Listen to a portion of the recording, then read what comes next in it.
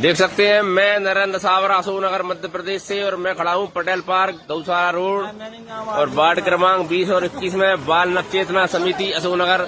और हमारी बाल नवचेतना समिति का यह मंच देख सकते हैं आप पूर्ण रूप से तैयार हो चुका है। मंच का आप देख रहे हैं, मंच तैयार कर रहे हैं हमारे छोटे छोटे बच्चे। देख सकते हैं आप ये मंच पर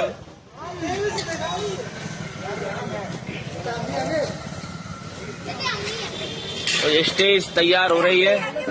देख सकते हैं स्टेज का काम पूर्ण रूप से तैयार हो गया है और ये ऊपर स्टेज सीलिंग लगाने जा रहे हैं सभी बच्चे। देख सकते हैं आप ये सीलिंग का काम जोड़ों पे होता जा रहा है। देख सकते हैं आप ये सीलिंग ऊपर जा रही है नीचे से और एक सीलिंग लग चुकी है और दूसरी सीलिंग लगने वाली है।